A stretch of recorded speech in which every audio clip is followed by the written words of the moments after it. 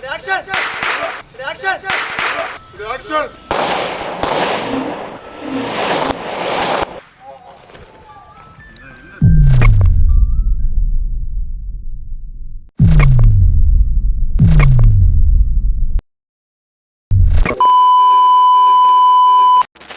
ಬಾಡಿಗೆ ನನ್ನ ಫೇಸ್ ಹಾಕ್ಬಿಟ್ರೆ ಎಷ್ಟು ಚೆನ್ನಾಗಿ ಕಾಣುತ್ತೆ.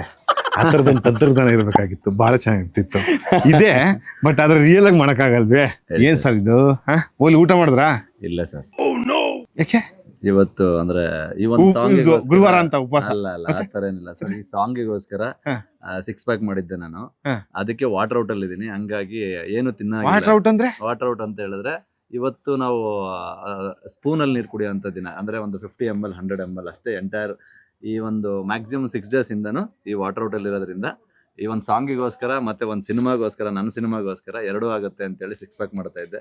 ಹಾಗಾಗಿ ಈ ಸಾಂಗಿಗೋಸ್ಕರ ಮಾಡ್ತಾ ಇದ್ದೀನಿ. ಆತ್ಮೀಯ ಕನ್ನಡಿಗರೇ, ಒಬ್ಬ ಕಲಾವಿದನ ಕಷ್ಟ ಮತ್ತು ಒಬ್ಬ ಕಟ್ಮಸ್ತ್ ಆಕ್ಟರ್ ಆಗಿ ಕಾಣಿಸ್ಕೊಳಕ್ಕೆ ಎಷ್ಟೆಲ್ಲ ತ್ಯಾಗ ಮಾಡಬೇಕು.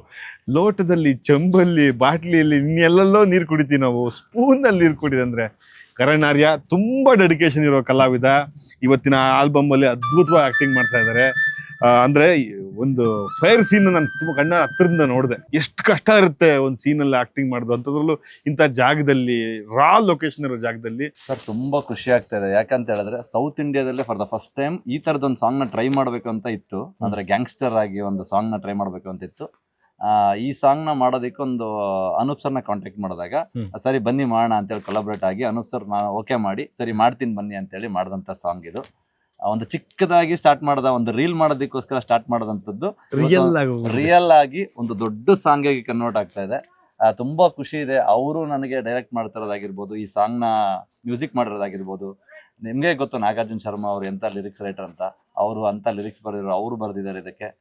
ಮತ್ತೆ ಇನ್ನೊಂದಷ್ಟು ಜನ ಕಲಾವಿದರು ಆಕ್ಟ್ ಮಾಡಿದ್ದಾರೆ. ಅದ್ರಲ್ಲಿ ನಾನೊಂದು ಲೀಡ್ ಮಾಡ್ತಾ ಇದ್ದೀನಿ, ಅಂದ್ರೆ ಮೇಜರ್ ಆಗಿ ಈ ಆಲ್ಬಮ್ ಸಾಂಗ್ ಲೀಡ್ ಮಾಡ್ತಾ ಇದ್ದೀನಿ. ತುಂಬಾ ಖುಷಿ ಇದೆ ಸರ್. ಅವ್ರಿಗೆ ಥ್ಯಾಂಕ್ಸ್ ಹೇಳಕ್ ಇಷ್ಟಪಡ್ತೀನಿ ಅನೂಪ್ ಸರ್ಗೆ. ನಾನು ಒಂದು ಸಿನಿಮಾದ ಈ ತರ ಒಂದು ಸಾಂಗ್ ಸಿಗ್ಬೇಕು ಅಂತ ತುಂಬಾ ಯೋಚನೆ ಮಾಡ್ತಿರ್ತಾರೆ.